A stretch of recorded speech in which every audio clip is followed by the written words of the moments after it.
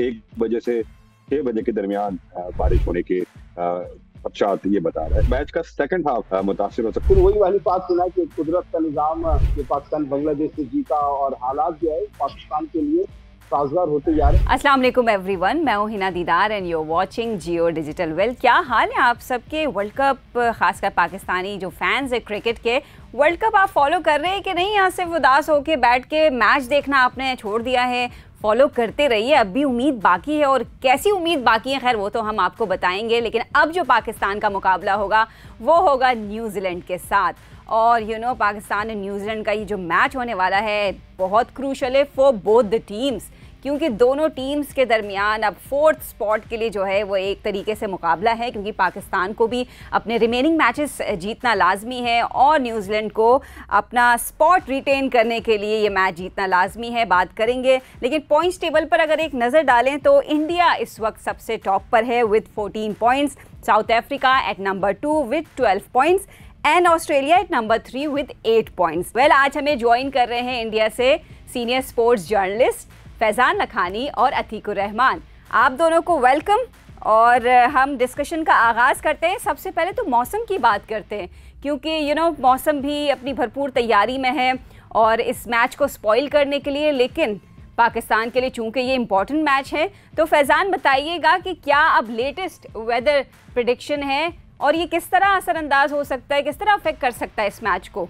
देखिए, जो प्रेडिक्शन है इस वक्त भी, अगर कुछ देर पहले की फोरकास्ट आप चेक करें तो पहले जो शिद्दत थी उस पर थोड़ी सी कमी है। ये पहले 70 से 80% बारिश की प्रेडिक्शन हो रही थी, अब 40 से 60% की ये प्रेडिक्शन फोरकास्ट दे रहा है कि इतने % चांसेस है। और 1 बजे से 6 बजे के दरमियान बारिश होने के पश्चात ये बता रहा है। अगर 1 बजे से 6 बजे या 2-2:30 बजे भी बारिश शुरू होती तो मैच का सेकंड हाफ मुतासिर हो सकता है। यानी जो भी टीम सेकंड बैटिंग कर रही होगी उसके जहन में ये रखना होगा कि पार स्कोर क्या होना चाहिए टीएनएस मैच पे, तो वो उसके लिए एक थोड़ा सा चैलेंज साथ साथ उस टीम के लिए ये भी होगा, सेकंड बैटिंग करने वाली टीम के लिए। बट कुछ देर पहले यहाँ मेरी बेंगलोर के चिन्नास्वामी स्टेडियम के जो स्टाफ है उनसे बात हो रही थी। उन्होंने बताया मुझे कि यहाँ पे सब एयर सिस्टम ग्राउंड में नस्ब है, जिसकी वजह से अगर बारिश एक बार रुक गई तो उसके 15 से 20 मिनट के अंदर अंदर ये कह लें कि मैच को खेल काबिल बनाया जा सकता है।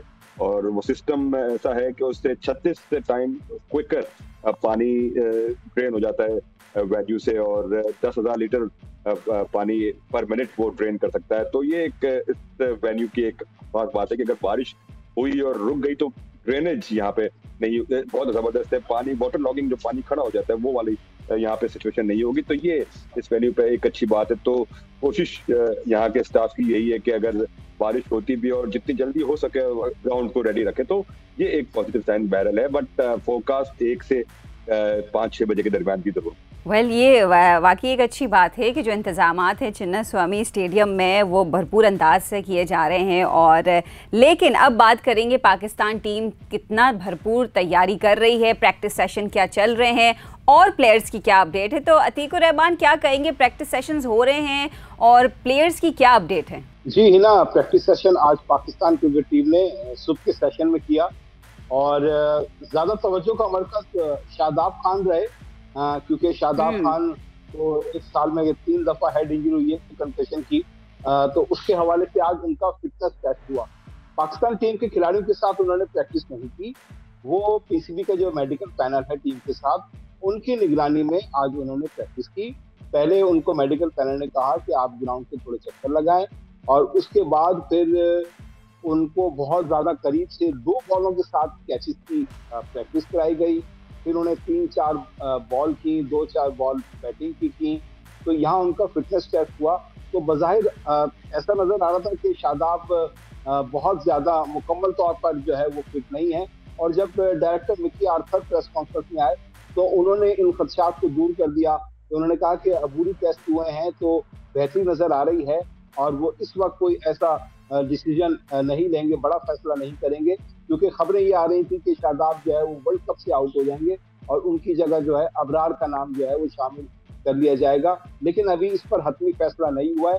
ये जरूर हो सकता है हिना कि शादाब कल के मैच के लिए भी अवेलेबल ना हो, और कल अगर पाकिस्तान न्यूजीलैंड से जीत जाता है और शादाब की फिटनेस फिर जरा देखेंगे, अगर वो नहीं समझ सकी तो फिर जाके पाकिस्तान टीम की मैनेजमेंट जो है ये बड़ा फैसला लेने के लिए जाएगी। जी हिना।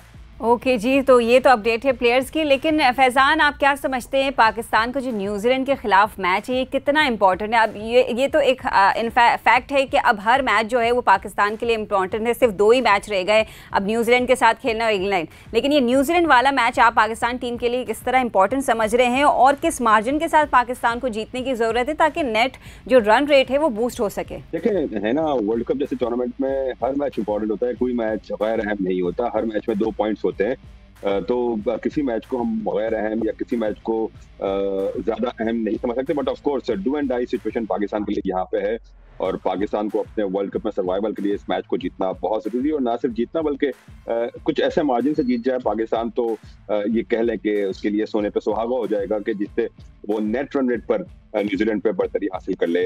अभी तक की कैलकुलेशन के मुताबिक अगर पाकिस्तान कोई 84 रन से ये मैच जीतता है तो वो न्यूजीलैंड पर माइनर सी बढ़तरी हासिल कर लेगा नेट रन रेट पे। अगर 84 रन से जीतता है या 35 ओवर्स के अंडर अपना टारगेट अचीव करता है। टारगेट कितने ओवर में अचीव करना है उसका तो कैलकुलेशन बाद में होगी जब कितना हदफ मिलता है, लेकिन अगर पाकिस्तान अच्छे मार्जिन से ये मैच जीतता है तो यहाँ पर यकीनी तौर पर नेट रन रेट पे पाकिस्तान को बढ़तरी मिल सकती है। वेल डेफिनेटली पाकिस्तान को अपनी भरपूर एफर्ट्स लगानी पड़ेगी ताकि एक अच्छे मैच एक अच्छे मार्जिन से जीतें और सेमीफाइनल में जाने के जो चांसेस हैं वो बढ़ जाएं। लेकिन न्यूजीलैंड टीम की अगर हम बात करें उस साइड पर भी थोड़ा हम फोकस करते हैं तो कुछ इंजरीज़ की वजह से उनके प्लेयर भी रिप्लेस हुए हैं। काइल जेमिसन ने हेनरी के रिप्लेसमेंट में वो आए हैं, तो न्यूजीलैंड साइड को अतीक आप कैसे देख रहे हैं? वो लास्ट 3 मैचेस हारते हुए आ रहे हैं, मेरे ख्याल से इनके फॉर्म में ना होना एक पाकिस्तान के लिए फायदा होगा। नहीं, आप ना ये तो नहीं कह सकते कि वो फॉर्म में नहीं है। न्यूजीलैंड बहुत अच्छी फॉर्म में थी, लेकिन जहां से उनकी इंजरीज का मामला शुरू हुआ, Lockie Ferguson, Kane Williamson, Matt Henry अब आउट हो गए, तो अब आप 15 खिलाड़ी होते हैं, 15 में से अगर आपके 3 अहम खिलाड़ी अनफिट हो जाए तो आपको प्लेइंग 11 बनाना जरा मुश्किल हो जाती है। तो न्यूजीलैंड को इस वजह से थोड़ी इंजरी की वजह से प्रॉब्लम हुई और अगेंस्ट साउथ अफ्रीका तो उन्होंने बहुत ही एक बुरा डिसीजन लिया। टॉस जीत के जो है जनूबी अफ्रीका को बैटिंग दे दी। सबको मालूम था कि जनूबी अफ्रीका के बल्लेबाज जो है किस तरीके से स्कोर कर रहे हैं, तो न्यूजीलैंड ने गलती की और ये गलती जब होती है कि जब आपकी प्लेइंग 11 सही बन नहीं रही होती, इंजरीज होती हैं, तो फिर वही वाली बात थी ना कि कुदरत का निज़ाम कि पाकिस्तान बांग्लादेश से जीता और हालात जो है पाकिस्तान के लिए साजगार होते जा रहे हैं। हम इनको इसी को देख चाहिए कुछ नहीं, लेकिन पाकिस्तान को इससे फायदा होगा। जिस तरह फैजान ने बताया कि बारिश के इम्कान भी गेम का मैच जो है वो कम हो गए हैं, तो हालात साजगार होते जा रहे हैं। दुआएं करते हैं तो पाकिस्तान टीम तो हमेशा दुआओं पे जाती है, दुआओं पे जीती है और ये हमारा बिलीव भी है कि दुआएं रंग लेके आती है। खिलाड़ी अपनी जगह मेहनत करते हैं, लेकिन हमेशा आपने देखा होगा पाकिस्तान टीम इसी तरीके से जो है लड़कती हुई और भटकती भी जो है वो फिर पहुंच जाती है। लेकिन ये दोनों मैच पाकिस्तान के लिए बड़े इंपॉर्टेंट है। हम दूसरी टीमों की तरफ ना जाएं, पहले अपने 2 मैचेस देखें, पहले अपने 2 मैचेस जीतें, उसके बाद फिर कोई ना कोई रास्ता निकल ही आएगा। अच्छा अतीक भाई, वैसे तो न्यूजीलैंड जैसा आपने बोला लास्ट 3 मैच में हार गई है, लेकिन ऐसा नहीं है कि वो फॉर्म में नहीं है। पाकिस्तान भी कुछ मैचेस हारने के बाद उनका मोमेंटम टूट गया था। लास्ट मैच उन्होंने जीता, फ़खर फॉर्म में आ गए, शाहीन हमें अर्ली विकेट लेते हुए नज़र आए। तो पाकिस्तान एक पॉजिटिव माइंडसेट के साथ यकीनन इस मैदान में उतरेगी न्यूजीलैंड का सामना करने के लिए। बिल्कुल आपने सही कहा। ये कोलकाता में जो मैच हुआ अगेंस्ट बांग्लादेश, उसमें शाहीन शाह ने 9 ओवर किए, यानी 54 बॉलें और 40 बॉलिंग डॉट की हैं और 3 विकेट लिए। ऐसी शानदार बॉलिंग शाहीन शाह ने की और अभी टॉप पर हैं। उन्होंने 16 विकेट लिए और उनके साथ जनूबी अफ्रीका के जॉनसन हैं, उन्होंने भी 16 विकेट लिए और उन्होंने 12 विकेट तो पावर प्ले के अंदर लिए हैं, तो वो भी बहुत अच्छे जा रहे हैं। खैर हम पाकिस्तान पे आएंगे। और हुआ ये कोलकाता में, क्योंकि वो विकेट बड़ी खासी ड्राई थी, तो आपने देखा होगा 16-17 ओवर के अंदर ही बॉल जो है उसका रंग चेंज होना शुरू हो गया था। तो रिवर्स स्विंग भी हमें देखने को मिली वहां पर, जिसका भरपूर फायदा वसीम जूनियर ने भी उठाया और हारिस रऊफ ने भी उठाया। तो इसी वजह से इफ्तिखार को के साथ लगाया गया था हिना, ताकि बॉल थोड़ी रफ हो, क्योंकि नसीम शाह नहीं है। नसीम शाह नई बॉल से बॉलिंग करते थे और वो थोड़ी पुरानी होती थी, तो फिर हारिस रऊफ इससे फायदा उठाते थे। अब लोग कह रहे हैं कि हारिस रऊफ को बहुत बुरा जा रहा है, तो हारिस रऊफ नई बॉल से बॉल करने का बॉलर नहीं है, वो पुरानी बॉल से करता है। तो अब जाके इफ्तिखार को शाहीन के साथ लगाया ताकि बॉल थोड़ी सी रफ हो, जिससे फायदा उठाएं हारिस और वसीम जूनियर। तो ये स्ट्रेटेजी पाकिस्तान टीम ने की है, तो अब तक तो कामयाब हो रही है। और अगर मैं यहाँ बात करूँ चिन्नास्वामी स्टेडियम की, तो ये ग्राउंड छोटा है। यहाँ पर अगेंस्ट ऑस्ट्रेलिया हमारा मैच हुआ था, तो ऑस्ट्रेलिया ने 19 छक्के झड़ दिए थे। तो यहाँ पर चौकों की निस्बत छक्के बहुत ज्यादा लगते हैं। अब तो हमारे फखर जमान वापस टीम में आ गए हैं, जिन्होंने छक्कों की भरमार की है। तो उम्मीद है कि छोटे ग्राउंड पर पाकिस्तान क्रिकेट टीम जो है वो फायदा जरूर उठाएगी। बिल्कुल, और फायदा उठाना चाहिए। वेल आई थिंक कुछ टेक्निकल इशू की वजह से फैजान लखानी डिस्कनेक्ट हो गए हैं, तो हम क्वेश्चंस का सिलसिला जारी करते हैं, कोशिश करते हैं अगर वो हमें ज्वाइन कर सकें तो हमें उन्हें वापस शामिल करेंगे। अच्छा, तो अतीक आप क्या समझ रहे हैं, प्लेइंग 11 में कोई चेंजेस होते हुए हमें नजर आएंगे या सेम प्लेइंग 11 आपको लग रही है कि न्यूजीलैंड के मैच में हमें एक्शन में नजर आएगी? देखें, विनिंग कॉम्बिनेशन को मेरे ख्याल से बरकरार रखेंगे, लेकिन अगर एक तब्दीली थोड़ी सी उसकी हमें सुन मिली है, लेकिन अभी उसका भी हत्ती फैसला नहीं हुआ है। शायद क्योंकि उसामा मीर जो है वो अच्छा परफॉर्म नहीं कर पा रहे, तो शायद नवाज की जो है वो दोबारा वापसी हो और उसामा को शायद दिखाया जाए। ये एक ऑप्शन है ज़ेरे गौर, अगर होगी तो ये तब्दीली होगी, नहीं तो फिर अपने विनिंग कॉम्बिनेशन को जो है वो बरकरार रखेंगे। नवाज के फायदा थोड़ा ये होता है कि आपको बैटिंग मिल जाती है और फिर वो लेफ्ट आर्म है, उसामा ऑफ स्पिनर, तो ये थोड़ा सा फर्क है। तो मुझे लगता है कि अगर शायद तब्दीली करनी होगी तो ये एक ऑप्शन है, बाकी और कोई ऑप्शन नजर नहीं आता कि कोई पाकिस्तान की टीम तब्दीली करे। ओके, वेल हर मैच के बाद अब चूंकि वो 4 डिफीट्स ने पाकिस्तान की जो पॉसिबिलिटीज़ थी, जो चांसेस थे वो बहुत कम कर दिए थे।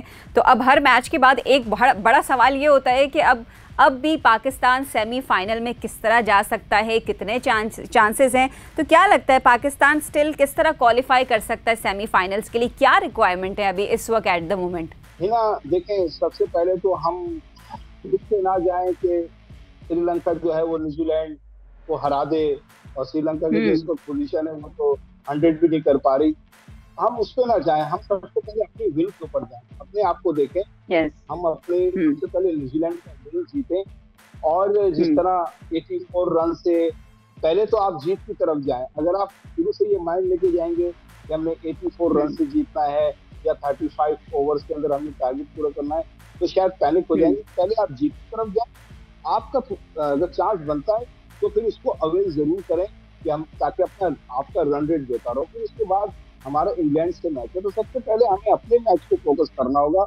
ठीक है, न्यूजीलैंड श्रीलंका, ये मैच भी बड़ा पाकिस्तान के लिए बड़ा अहम होगा कि श्रीलंका न्यूजीलैंड को हराएगा नहीं हराएगा। ऑस्ट्रेलिया के मैच जो है वो निस्बतन आसान टीमों से हैं।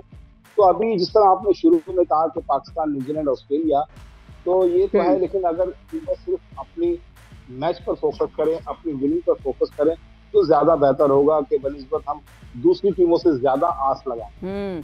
डेफिनेटली। वेल, सेमीफाइनल में अपनी स्पॉट कंफर्म करने के लिए पाकिस्तान को तो सबसे पहले यही फोकस करना चाहिए, जिस तरह अतीकुर रहमान कह रहे थे कि 2 मैचेस जो रिमेनिंग है वो अच्छे अंदाज, अच्छे नोट पर विन करें, और फिर आगे जाके देखा जाएगा कि क्या पाकिस्तान सेमीफाइनल में अपनी जगह बना सकता है कि नहीं। Well, thank you so much Atiqur Rahman. हमने तमाम तर चीज़ें डिस्कस की, प्रैक्टिस सेशंस को लेकर, और पाकिस्तान के पास कितनी पॉसिबिलिटीज़ हैं, पाकिस्तान सेमीफाइनल तक पहुँचेगा, और प्लेयर्स की अपडेट हमने आपको दी। लेकिन आप कल के मैच को किस तरह देख रहे हो? पाकिस्तान न्यूजीलैंड के मैच में क्या लगता है, कौन सी टीम ये मैच जीतेगी, और क्या पाकिस्तान के चांसेस आपको भी नजर आ रहे हैं कि नहीं? हमें कमेंट बॉक्स में लाजमी बताइएगा। अपना ख्याल रखिए। अल्लाह हाफिज़।